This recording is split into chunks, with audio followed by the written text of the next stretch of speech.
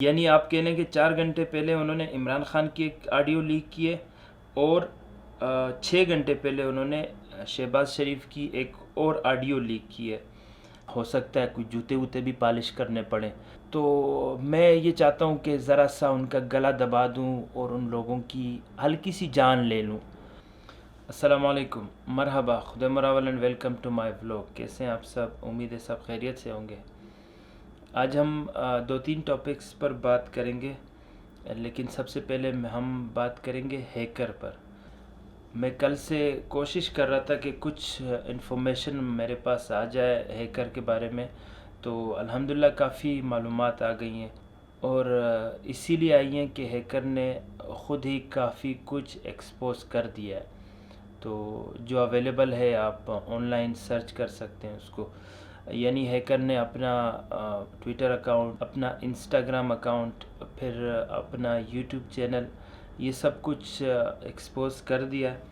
تو آج ہم اسی کے بارے میں بات کریں گے، اور میں آپ کو کچھ دکھاؤں گا ان کے اکاؤنٹ کی ڈیٹیلز۔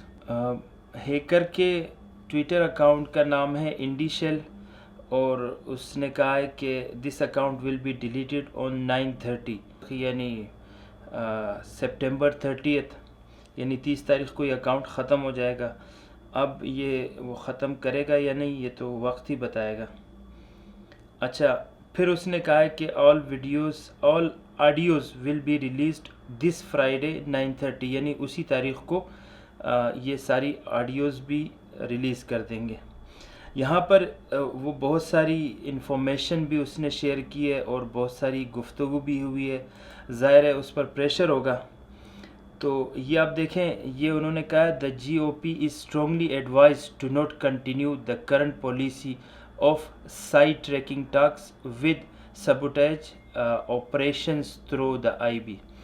یعنی مطلب یہ کہ اس پر کہیں سے پریشر بھی ڈالنے کی کوشش کی جا رہی ہے، اس کو ٹریک کرنے کی کوشش بھی کی جا رہی ہے، تو اور اس سے باتیں نیگوشیشنز بھی ہو رہی ہیں کہ یار آپ کچھ لے دے کے معاملہ حل کرو۔ تو اس نے یہی دھمکیاں دی ہے۔ آگے پھر انہوں نے کہا ہے کہ this only serves the purpose of agitation and forces me to escalate in ways which will be no benefit to the powers that be۔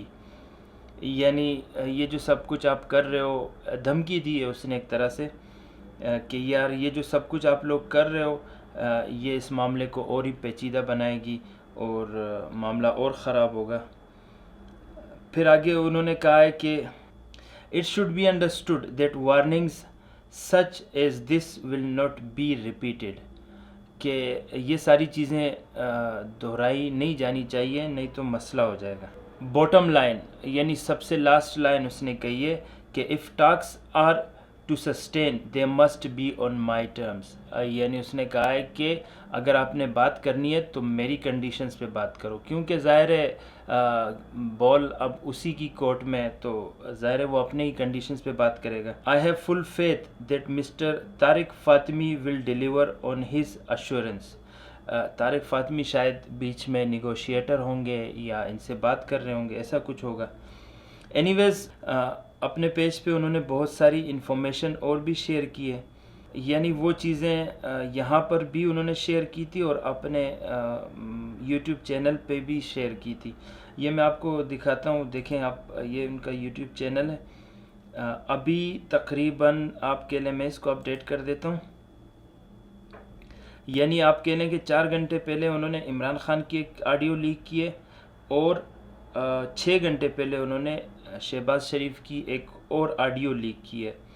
تو مجھے انٹرسٹ نہیں ہے شہباز شریف کی آڈیو سننے کا، لیکن مجھے انٹرسٹ ہے عمران خان کی آڈیو سننے کا۔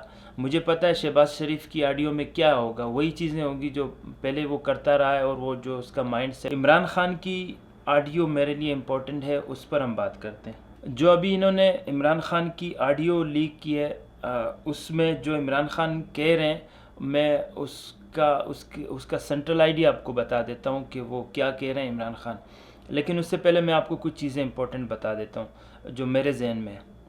دیکھیں، بچپن میں ہم سنتے رہتے تھے کہ اگر پولیس والے جب کسی مجرم سے سچ اگلوانا چاہتے ہیں تو وہ ایک ٹیکنیک یوز کرتے ہیں. اس میں حقیقت کتنی ہے مجھے نہیں پتہ، لیکن اس کی پاسبلٹی ہے کہ یہ ہو سکتا ہے. مثلاً ایک بندہ جس نے قتل کیا ہوا ہے اور وہ اس کو پولیس والے یہ باور کرا دیتے ہیں کہ بھائی آپ مجرم ثابت نہیں ہوئے تو کل یا پرسوں یا اگلے چند دنوں میں آپ ریلیز کر دیے جاؤ گے، تو وہ خوش ہو جاتا ہے اور پھر اسی خوشی میں وہ سوتا ہے. جب وہ سو جاتا ہے تو پھر وہ پولیس والے اس کو ریکارڈنگ لگاتے ہیں، اس کی سونے کے دوران ریکارڈنگ آن کرتے ہیں اور خواب میں وہ دیکھتا ہے کہ وہ ریلیز ہو گیا اور وہ خوش ہے اور وہ اپنے دوستوں کے ساتھ ہے. تو اس میں وہ بہت ساری سچ باتیں کہہ دیتا ہے جس سے اس کا مجرم ہونا ثابت ہو جاتا ہے. یہ ٹیکنیکس تو ظاہر ہے ابھی یوز نہیں ہوں گی، لیکن ابھی جو ٹیکنیکس یوز ہو رہی ہیں وہ یہ ہے کہ بندے کو انجیکشن لگا دیا جاتا ہے، کوئی نشاور انجیکشن لگا دیا جاتا ہے. پھر جب وہ نشے میں ہوتا ہے تو وہ پھر سب کچھ کہہ دیتا ہے جو اس کے ذہن میں ہوتا ہے وہ ساری چیزیں، اور وہ سچ ہی ہوتا ہے، اس میں وہ جھوٹ نہیں بولتا. تو یہ جو کنڈیشن ہے، یہ عمران خان یا شہباز شریف یا مریم یا جو بھی ہے، یہ جو آپس میں باتیں کر رہے ہیں یہ ایسی باتیں کر رہے ہیں کہ یہ تقریباً وہی کنڈیشن ہے. یعنی آپس میں باتیں کر رہے ہیں اور ان کو اس بات کا گمان نہیں ہے کہ یہ باتیں ہم پبلک کے سامنے کریں گے یا پبلک کے سامنے یہ باتیں آئیں گی، تو اس لیے وہ کھل کے بات کرتے ہیں اور اپنے دل کی بات کرتے ہیں. تو دل کی بات عمران خان نے بھی کی ہے اور دل کی بات وہ مریم وغیرہ اور وہ چور ڈاکو انہوں نے بھی کی ہے. تو عمران خان کی باتیں جو ہے اس کا میں آپ کو سینٹرل آئیڈیا بتا دیتا ہوں. عمران خان نے کیا کہا ہے کہ یعنی جو امریکی سائفر آیا ہے، ہم امریکہ کا نام نہیں لیں گے لیکن ہم اس سے کھیلتے رہیں گے. اور پھر وہ جو ان کا پرنسپل سیکریٹری ہے اعظم خان تھا، ابھی ہے نہیں تھا، تو وہ ان کو مشورہ دے رہے ہیں کہ ہم میٹنگ میں یہ کریں گے اور یہ کہیں گے. لیکن جو سب سے امپورٹنٹ بات ہے اور امپورٹنٹ ایک لفظ عمران خان نے سب سے آخر میں کہا ہے. آخر میں انہوں نے کیا کہا ہے؟ انہوں نے کہا ہے کہ آخر ہے تو یہ سازش ہی. یعنی عمران خان ڈرامہ نہیں کر رہا، یہ بات ثابت ہو گئی ہے. وہ ڈرامہ نہیں کر رہا، وہ کوئی سازش نہیں کر رہا، وہ کوئی ان کی طرح ڈرامے باز چور ڈاکو نہیں ہے. انہوں نے اس کو باقاعدہ سازش سمجھا، اسی لیے وہ یہ سب کچھ کر رہے ہیں. تو اس کا مطلب ہے کہ یہ واقعی یہ سارا یہ جو کھیل رچایا گیا تھا یہ سازش ہی ہے. اب ہم بات کرتے ہیں اسحاق ڈار کے حوالے سے. آپ کو پتہ ہے ڈار صاحب جو ہے وہ تشریف کا ٹوکرا لا چکے ہیں اور تشریف کا ٹوکرا لانے کے ساتھ ہی وی آئی پی پروٹوکول میں آئے ہیں. یہ بات نوٹ کیجئے گا، وی آئی پی پروٹوکول میں تشریف کا ٹوکرا لائے ہیں اور وہ ٹوکرا لانے کے بعد سیدھا ہی انہوں نے حلف اٹھایا ہے ابھی جو بھی میٹنگز ہوں گی، امپورٹنٹ میٹنگز سیکیورٹی کونسل کی اور پتہ نہیں کیا کیا، اس میں وہ شامل ہوں گے. یعنی کہ آپ یہ سمجھیں کہ ڈار صاحب جس مسند پر بیٹھے ہوئے انہوں نے چوری کی تھی اور چوری کر کے وہ ملک سے فرار ہوئے تھے، واپس آ کر دوبارہ اسی مسند پر بیٹھے ہیں. یعنی یہ ایک بالکل ہی عجیب سا مذاق ہے اس ملک کے ساتھ کہ ایک چور نے چوری کی، جہاں سے چوری کی واپس اس کو لا کے وہیں پر بٹھا دیا جہاں سے اس نے دوبارہ چوری کرنی ہے. اب یہ ڈار صاحب کو جو وی آئی پی پروٹوکول ملا ہے، آپ ذرا ڈار صاحب کی باتیں سنیں. ڈار صاحب نے اس ملک اور ملک کے اداروں کے بارے میں کیا کہا تھا. انٹرپریٹیشن دینے اگر ہم اس سے باز رہتے تو شاید آج ہم پاکستان ہم نے آدھا نہ گوایا ہوتا، آج تک ہم نے جو ہے وہ سیاچین کو نہ گوایا ہوتا، آج تک ہم نے کارگل میں پسپائی نہ دیکھی ہوتی. یہ دیکھیں، یہ ڈار صاحب جو ہیں کنٹروورشل بھی رہے ہیں، اداروں کے خلاف باتیں بھی کی ہیں، ملک کے خلاف بھی باتیں کی ہیں، لیکن پتہ نہیں کون سی گیدڑ سنگھی ہے ڈار کے پاس جو ابھی وی آئی پی پروٹوکول میں پی ایف کے طیارے میں واپس آئے ہیں. اور مجھے سمجھ نہیں آ رہی کہ آخر یہ گیدڑ سنگھی اگر ان کے پاس ہے تو یار ہمیں بھی تھوڑا سا اس کا مزہ چکھا دیں، ہم بھی یہی کچھ کریں اور ہم بھی مزے کریں اور عیش کریں. اس ساری سچویشن کے بعد فواد چودھری صاحب ایک ابھی انٹرویو دے رہے تھے تو انہوں نے ایک بات کی ہے سوال اٹھایا ہے اور سوال بنتا بھی ہے کہ یار یہ جو سارا معاملہ ہوا ہے آڈیو لیکس اور پھر ڈار کی واپسی اور پھر وی آئی پی پروٹوکول اور یہ ساری چیزیں، تو سوال تو اٹھے گا کہ یار دنیا کی بیسٹ ایجنسیز ہیں تو کیا کر رہی ہیں. تو آپ ذرا چودھری فواد صاحب کو سنیں وہ کیا کہہ رہے ہیں. فرینکلی ہم ہی کہتے ہیں کہ بیسٹ ایجنسیز ہیں یا ہیں. ابھی تک ہم نے کیا تیر مارا ہے مجھے تو نہیں پتا، سوائے کہ بچوں کو پکڑ لیں، اٹھا لیں، ان کو پکڑ لیں، وہ کرتے ہیں، میڈیا کو بند کروا دیں. کہ آئی پی کا تو بہت بڑا فیلئر ہے. انہوں نے یہ تو تھی ڈار صاحب کی باتیں، لیکن جو ڈار صاحب کے بارے میں، ڈار صاحب میں کیوں کہہ رہا ہوں یار، ڈار چور، ڈار ڈاکو، ڈال ڈی ڈار ڈاکو ہی ہے تو چور ہی ہے آپ، اور اس کو ہم کیا کہیں. تو اینی ویز یہ ساری باتیں تھیں، لیکن یہ بندہ اس کے آنے سے پہلے یا اس کے آنے کی جو ساری کہانی ہے اس سے پہلے کی جو آڈیو جو لیک ہوئی ہے، مریم نواز جو اپنے انکل سے باتیں کر رہی ہے اور اس میں وہ جو کہتی ہے کہ جو میرے لیے امپورٹنٹ ہے، اس میں میں کچھ معلومات لینا چاہ رہا ہوں اس ویڈیو سے. مجھے پتہ تب چلا کیونکہ مجھے کوئی انٹرسٹ نہیں ہے، پرسنلی مجھے کوئی انٹرسٹ نہیں ہے ان کی یہ آڈیو سننے میں، کیونکہ مجھے یقین ہے یہ چور ہیں اور چوری کی ہی باتیں کریں گے، یہ ڈاکو ہیں اور ڈاکے کی ہی باتیں کریں گے آپس میں جب بیٹھے ہوئے ہوں گے. تو اس لیے مجھے پتہ ہے مجھے سننے کی کوئی دلچسپی بھی نہیں ہے. لیکن میں نے عمران ریاض صاحب کو سنا، انہوں نے ایک بات کی اور بات ظاہر میرے دل کو لگی.